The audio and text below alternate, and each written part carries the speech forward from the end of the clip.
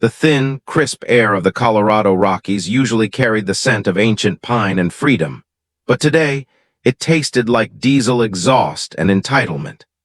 I was balanced on a ladder, replacing weathered cedar shingles on my grandfather's cabin, a structure of hand-hewn logs that had stood firm since 1963. My hands, calloused from 23 years of wiring high-voltage security systems for people who didn't trust the world, felt the familiar grain of the wood Grandpa Silas had felled himself. The peace was shattered by the rhythmic crunch of gravel under expensive tires, a sound like bones breaking. A silver Mercedes SUV, polished to a mirror finish that looked alien against the rugged landscape, veered into my driveway. Out stepped Beatrice Sterling, the HOA President of Pine Ridge. She was the human equivalent of a paper cut, sharp, unexpected, and irritatingly persistent.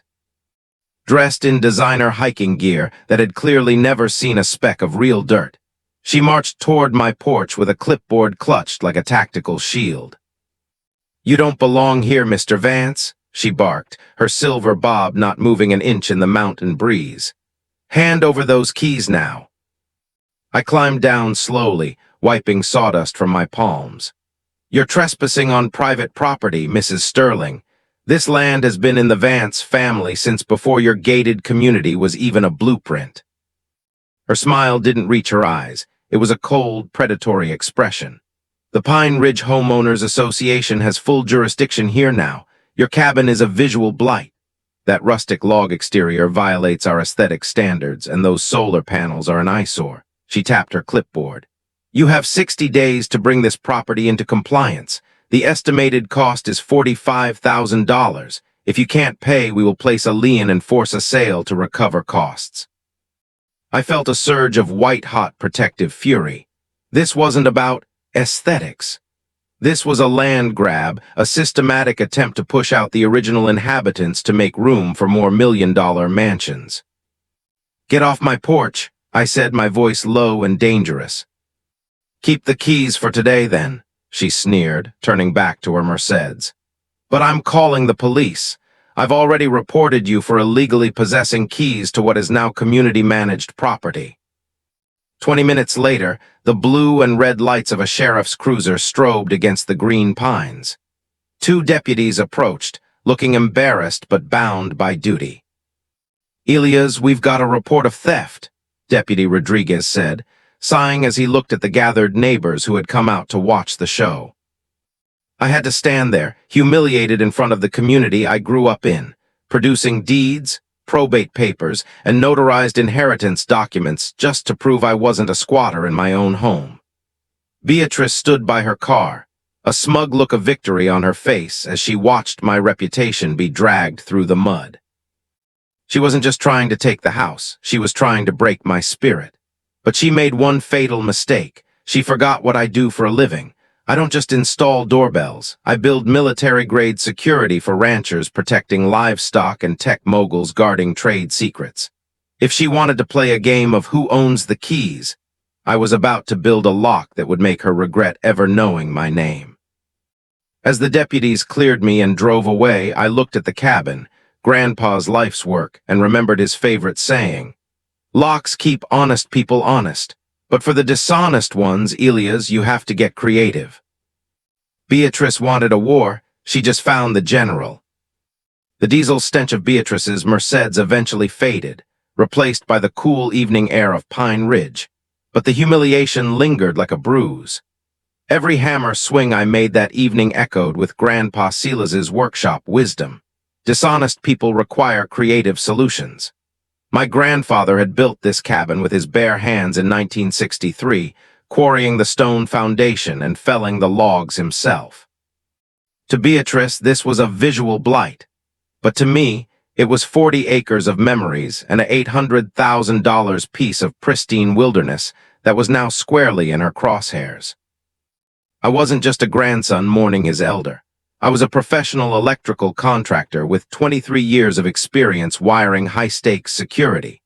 I've built fortresses for tech millionaires and ranchers protecting cattle from rustlers. If Beatrice Sterling wanted to use the HOA as a weapon to seize my inheritance, She was about to realize she had brought a clipboard to a high-voltage gunfight. My first priority was documentation. In my world, the best defense is bulletproof evidence. I spent the next 48 hours transforming the cabin from a rustic retreat into a digital panopticon. I installed professional-grade infrared motion sensors and 4K cameras with license plate recognition software. Every vehicle that crunched onto my gravel, every face that peered through the pines, and every suspicious movement was now being logged and instantly backed up to encrypted cloud storage. While the software ran its initial scans, I dove into the archives. Most people don't realize that HOA charters in Colorado are bureaucratic minefields. I spent days in the courthouse basement, breathing in the scent of stale paper and industrial disinfectant. What I found made my blood run cold. The Pine Ridge HOA's original 1962 charter had expired in 1987. Beatrice was enforcing rules with authority that was about as legitimate as monopoly money. But the rabbit hole went deeper. I cross-referenced property sales and found a pattern. A shell company named Mountain Vista Development had been snapping up properties in the area at 40% to 60% below market value. Each of these properties had developed compliance violations just before their owners, mostly elderly folks or disabled veterans, were forced to sell. The registered agent for Mountain Vista, Rick Donovan, a local contractor and Beatrice's live-in boyfriend. I sat in Grandpa's workshop, surrounded by the scent of sawdust and motor oil, and realized this wasn't just a neighborhood dispute. It was a systematic land grab. Beatrice wasn't trying to improve the community. She was assassinating the characters of honest people to plant seeds of doubt, making it easier to steamroll them in court. "Locks keep honest people honest, Elias," I whispered, repeating Silas's words. I looked at the new military-grade electronic deadbolt I had just unboxed, a masterpiece of rolling encryption and biometric scanners. Beatrice wanted the keys to my legacy. I was going to give her a lock that would break her spirit instead. I wasn't the only one suffering. Frank Kowalski, a neighbor whose tool belt jangled like wind chimes when he walked, stopped by. He looked tired. "Elias, she's telling everyone you're dangerous, unstable." "Let her talk, Frank," I said, handing him a cold water. "In a small town, a man's word is his bond. She's trying to shatter mine, but she forgot that I'm the one who knows how to wire the truth." As the sun dipped below the peaks, casting long, reaching shadows across the valley, I felt the weight of the $45,000 compliance fee she had threatened me with. To most, it was a death sentence for their finances. To me, it was the price of admission to a game Beatrice didn't realize I was already winning. I had the deeds, I had the cameras, and now I had the motive. The stage was set. Beatrice was coming for the mountain, but she was about to hit a wall of hardened steel and digital firewalls. The courthouse basement had been a goldmine of legal leverage, but the true revelation didn't come from a dusty law book. It came from a heavy, rusted metal box I found tucked behind a false wall in Grandpa Silas's workshop. While the HOA drones were busy measuring the height of my grass and sending me $500 a day fines, I was hunched over maps that hadn't seen the light of day since the Kennedy administration. Grandpa Silas wasn't just a carpenter. He was a man who understood the earth. Inside the box were hand-drawn geological surveys and core sample reports from 1965. As I spread them out across the workbench, my professional eyes, trained to see the hidden infrastructure of buildings, started seeing the hidden infrastructure of the mountain. Silas had discovered a massive vein of rare earth minerals, lithium and cobalt, running directly beneath our 40 acres. In 1963, it was a curiosity. In today's market of electric vehicles and smartphone batteries, that dirt was worth a staggering $50 million. Suddenly, Beatrice's obsession with my aesthetic violations made perfect sense. She didn't care about the color of my shutters or the rust on my mailbox. She and Rick Donovan were using the HOA as a legal Trojan horse. If they could force me into foreclosure or get me declared a nuisance under the local nuisance abatement laws, they could seize the surface rights. And in this county, unless specified otherwise, the mineral rights often followed the title. I felt a chill that had nothing to do with the mountain air. This wasn't just a Karen being a nuisance. This was a high-stakes corporate heist disguised as suburban bickering. That afternoon, I drove down to the local diner, the Rusty Anchor, to meet Eleanor Vance. She was a frail but sharp-eyed widow whose husband, a veteran named Arthur, had owned the ridge next to mine. She was now living in a tiny apartment above a garage. "They took everything, Ilias," she whispered, her hands trembling as she held a chipped coffee mug. "Arthur fought in Korea, but he couldn't fight Beatrice Sterling. She started with the fines, then the inspections. They claimed his workshop was a fire hazard. By the time the lawyers were done, we owed more in fees than the land was worth. Arthur, his heart just couldn't take the stress." She handed me a folder. It was a collection of every notice, every threat, and every legal bill she'd received. As I flipped through them, I saw the same signatures: Beatrice Sterling as HOA President and Rick Donovan as the independent evaluator. It was a closed loop of corruption. "Did Arthur ever mention the minerals, Eleanor?" I asked softly. She looked at me, a spark of recognition in her eyes. "He said the land was heavy. That's what he called it. He said Silas knew, too.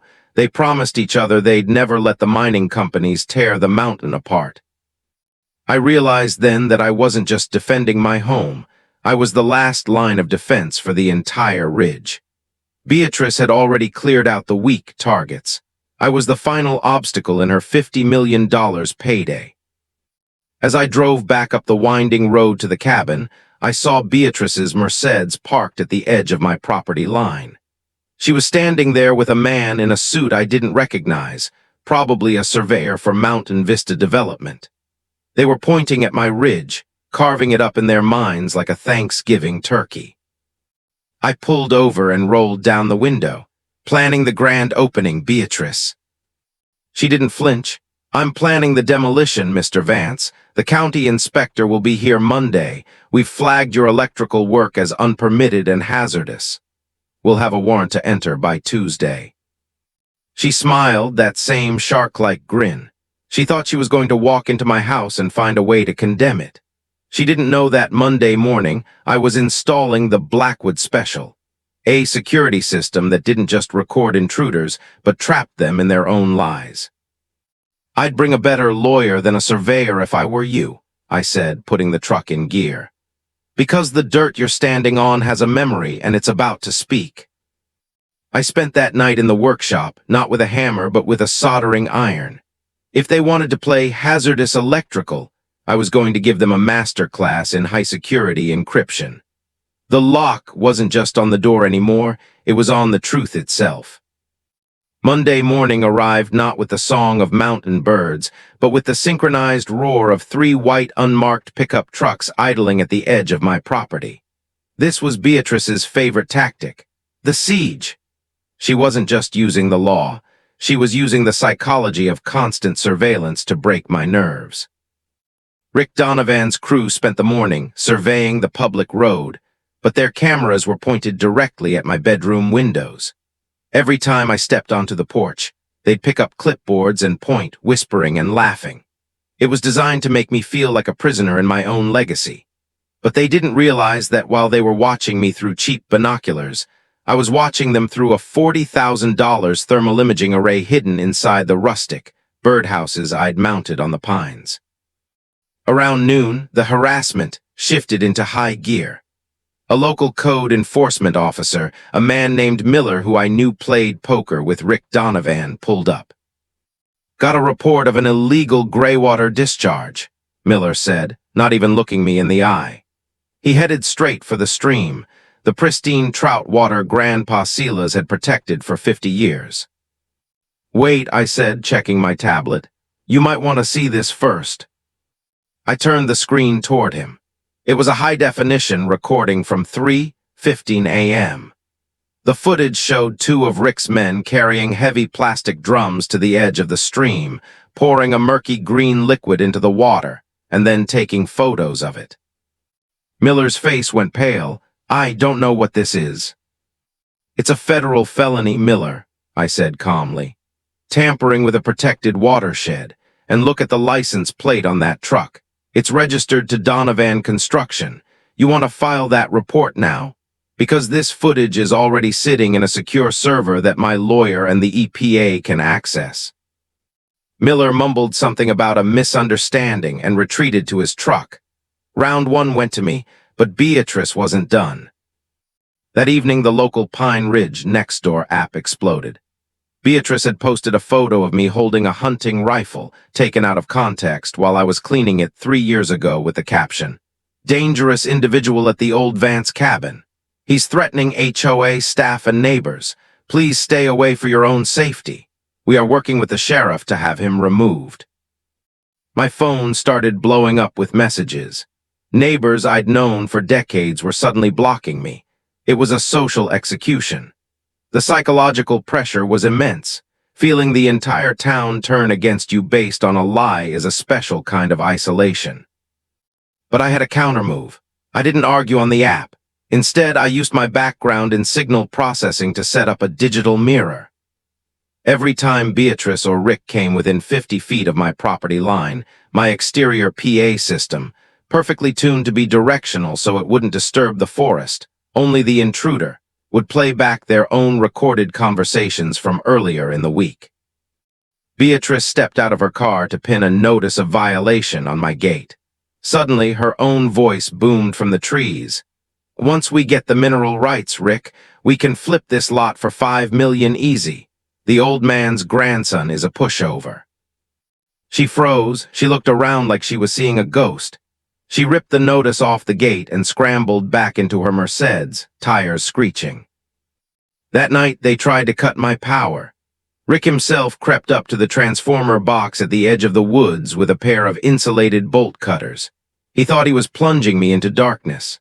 What he didn't know was that the second he touched the box, my system switched to a silent Tesla Powerwall backup. I sat in the dark cabin, watching him on my night vision monitor. He looked confused when the lights didn't go out. Then I triggered the lockdown sequence. A hidden high-intensity strobe light, the kind used to disorient suspects, hit him directly in the eyes. Simultaneously, a pre-recorded police siren wailed from 4 different directions. Rick dropped his cutters and sprinted through the brush, tripping over the very fence he had sabotaged earlier that week. I took a sip of my coffee. "Locks keep honest people honest, Rick," I whispered to the monitor. "But for people like you, I build mazes." The psychological warfare had officially backfired. Beatrice wanted me to feel hunted, but as the moon rose over the ridge, the predator realized she had become the prey. The strobe lights and sirens had sent Rick Donovan scurrying back into the shadows, but I knew this was only the eye of the storm. The next morning, the Pahati forest felt heavy with an unspoken tension. I sat at my grandfather's oak desk, the geological surveys from 1965 spread out like a treasure map. I needed to confirm if Silas's heavy dirt was truly the fortune I suspected it to be. I reached out to an old contact from my time working security for a mining conglomerate, Dr. Aris Thorne, a geophysicist who could find a needle in a haystack if that needle was made of rare earth minerals. I sent him the scan core sample data over an encrypted line. 2 hours later, my phone vibrated. Aris didn't even say hello. "Elias, do you have any idea what you're sitting on? These aren't just minerals. This is a high-grade neodymium and dysprosium deposit. With the current push for domestic green energy, the mining rights to your 40 acres alone are conservatively worth $50 million. If the vein extends through the rest of the ridge, we're talking hundreds of millions." The weight of that number hit me like a physical blow. This wasn't just about a Karen HOA president wanting a prettier neighborhood. Beatrice Sterling and Rick Donovan weren't just petty bullies, they were high-stakes claim jumpers. I looked out the window. Across the valley, I could see the construction equipment for Mountain Vista Development moving dirt. They were already building the infrastructure for a luxury community, but I realized now the luxury homes were just a front. Once they owned the land, they would strip mine the ridge, pocketing the mineral wealth and leaving the environment a toxic wasteland. But Beatrice had a problem, the ironclad clause. I dug further into the original deed Grandpa Silas had filed. He was a visionary. He had seen the mining booms of the early 20th century and how they gutted towns. He had inserted a specific preservation covenant that stated the mineral rights could never be severed from the surface rights unless the owner was proven legally incompetent or the property was seized for public nuisance violations. That was her play. Beatrice didn't just want me to pay fines. She wanted to document a pattern of unstable and dangerous behavior to have me declared a public nuisance. If she could prove I was a threat to the community, the HOA could legally petition the state to take control of the property for the safety of the public. I checked my monitors. A black town car was idling at the bottom of my drive.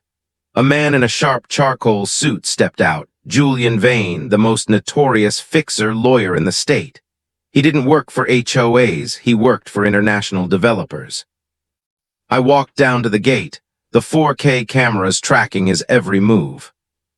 "Mr. Vance," Vane said, his voice as smooth as polished marble, "I represent a group of investors interested in the Blackwood legacy. We're prepared to offer you $2 million for the cabin and the land. Cash. No inspections, no HOA hurdles. You can walk away today a very wealthy man." $2 million? I chuckled. "That's a bit low for a $50 million lithium deposit, don't you think, Julian?" His mask slipped for a fraction of a second. His eyes narrowed. "I don't know what you're talking about. This is a generous offer for a visual blight. If you refuse, the HOA will proceed with the nuisance abatement. By the time they're done, you'll be lucky to leave with your truck and your tools." "Tell Beatrice the lock is already set," I replied, leaning against the gate. "And it's a lot stronger than she thinks." Vane didn't argue. He simply got back into the car. As he drove away, I saw Beatrice watching from the ridge above in her Mercedes. She looked desperate, and a desperate predator is the most dangerous kind. I returned to the cabin and began the final phase of the fortress.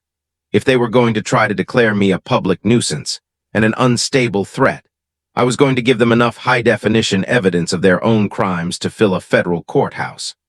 I started by wiring the perimeter with sonic deterrents, non-lethal but highly effective frequencies that would make anyone trespassing feel an overwhelming sense of dread and nausea. The battle for the mountain wasn't just about keys anymore. It was about $50 million, a grandfather's legacy, and the soul of Pine Ridge. The clock on my dashboard glowed a ghostly green, 2:47 a.m. The mountain was silent, save for the rhythmic chirping of crickets that suddenly went quiet. On my thermal monitor, 4 heat signatures emerged from the tree line at the northern edge of the property. They were moving in a tactical formation, low, fast, and quiet. Leading them was the unmistakable broad-shouldered silhouette of Rick Donovan. Beatrice had finally realized that legal threats and aesthetic violations wouldn't move me. She was desperate to trigger the nuisance abatement clause. Their plan was simple and old school. Break into the cabin, plant 2 kilograms of high-grade methamphetamine in the floorboards, and tip off the sheriff's department. By sunrise, I'd be in a jail cell, and the HOA would have the legal grounds to seize the property for criminal activity. I watched them on the screen, sipping a cold cup of coffee. I had spent the last 48 hours turning the cabin into a smart trap. My grandfather's old workshop was now the nerve center of a security network that would make a bank vault look like a screen door. "Target Alpha approaching the rear deck," I whispered into my headset. Rick reached the back door. He didn't use a crowbar. He pulled out a sophisticated electronic skimmer designed to bypass standard digital locks. He thought he was dealing with a consumer-grade deadbolt. He didn't know I had replaced the entire door frame with reinforced titanium and a lock that utilized rolling code encryption, the same technology used to protect military frequencies. Every time a device tried to ping the lock, the access code changed. Rick pressed the skimmer against the keypad. Nothing. He tried again, his frustration visible even in the grainy infrared footage. He signaled his men to move to the windows. "Trigger Phase 1, I commanded the system. Suddenly, the silent night was shattered. Not by sirens, that would have been too easy. Instead, 120 decibel directional sonic transducers hidden in the eaves of the roof activated. It wasn't music. It was a high-frequency, flicker sound that causes immediate nausea, vertigo, and intense anxiety. On the monitor, Rick and his men clutched their ears, stumbling back. They looked like they were walking through deep water. One of them fell off the deck into the bushes. But they were committed. Rick pulled a heavy mallet from his belt, intending to smash the glass. Phase 2, I tapped the screen. The moment the mallet hit the window, the glass break sensors didn't just trigger an alarm. They activated the mist shield. 4 canisters of high-density, non-toxic glycol fog erupted from the window sills. Within 3 seconds, the entire porch was a whiteout. You couldn't see your own hand in front of your face. The intruders were now blind, nauseous, and panicked. Rick, one of the men, screamed in the fog, "I can't see, let's get out of here." But I wasn't done. I needed the smoking gun. I activated the ultra-low-light cameras and high-sensitivity microphones. "Shut up," Rick's voice boomed, recorded in crystal-clear audio. "Beatrice said the drugs have to be inside the kitchen. If we don't plant this stuff tonight, the developers are going to pull the funding. We need that $50 million lithium deal to go through. Just find the damn door." There it was, the confession. I sat back as the lockdown sequence completed. Steel shutters, disguised as decorative wood panels, slid down over every window and door with a heavy thud. The intruders were now trapped on the porch, boxed in by steel and surrounded by a thick fog of their own making. I picked up my phone and dialed a direct line, not to the local sheriff, who might be in Beatrice's pocket, but to the State Bureau of Investigation. "This is Elias Vance," I said. "I have 4 individuals currently trespassing on my property, caught on camera attempting to plant controlled substances. I also have recorded evidence of a conspiracy involving mineral rights fraud and racketeering. You might want to bring a large van." Outside, the fog began to clear. Rick Donovan was slumped against the steel-reinforced door of my grandfather's cabin, his keys useless, his power gone.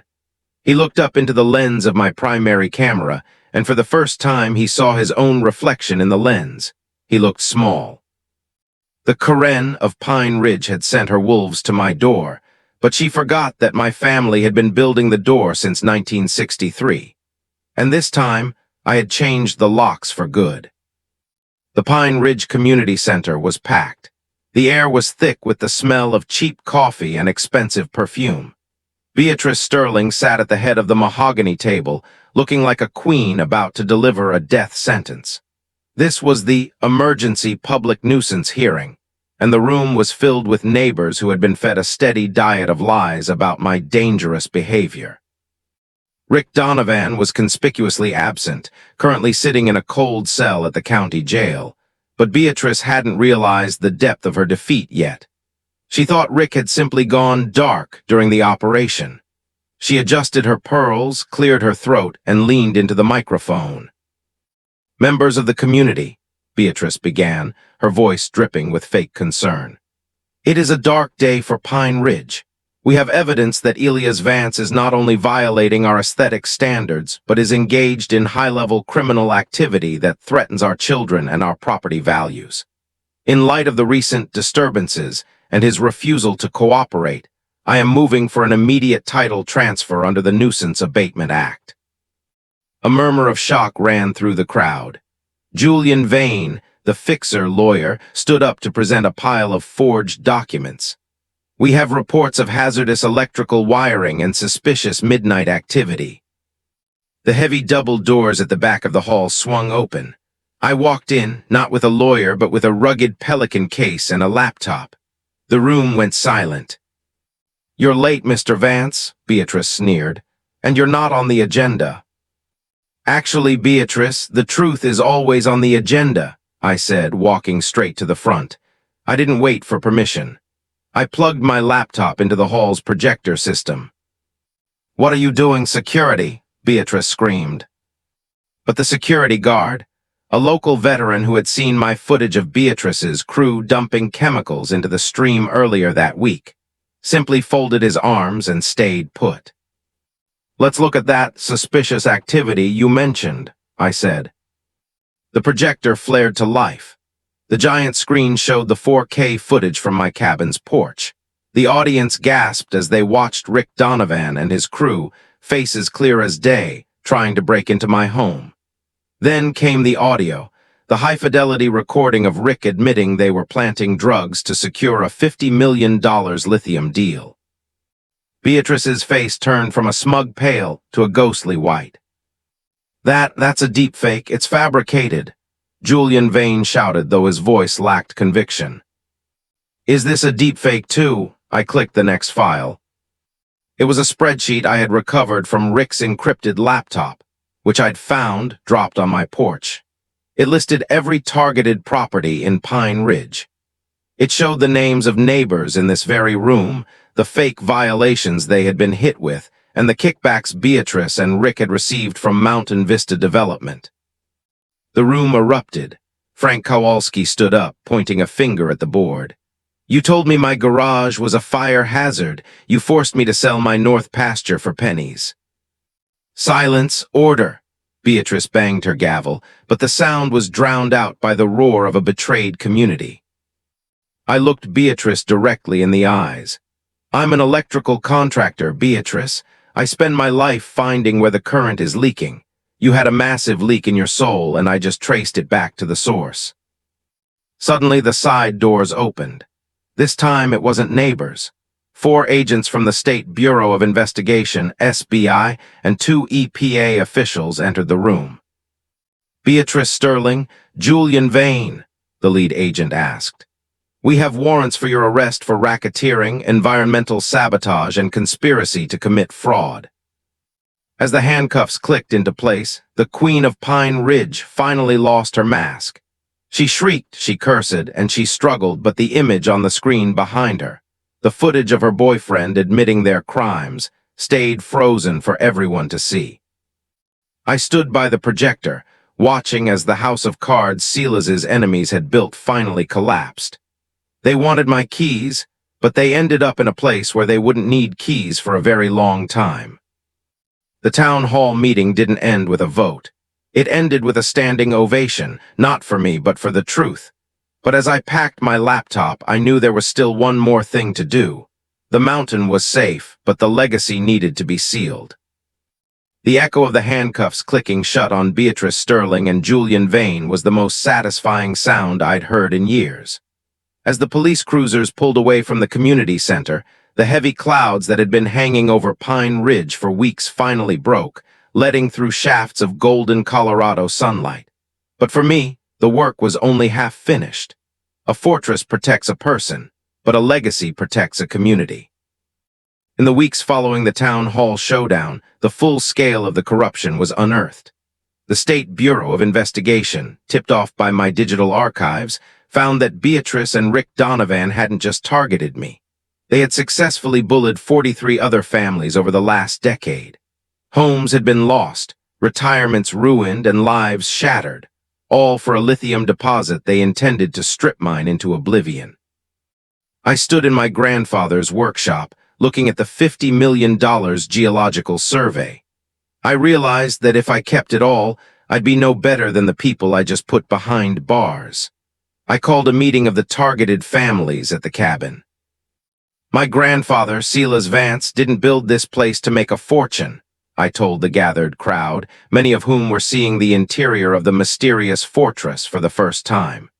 "He built it because he loved this mountain, these minerals. They belong to the ridge, not to a bank account."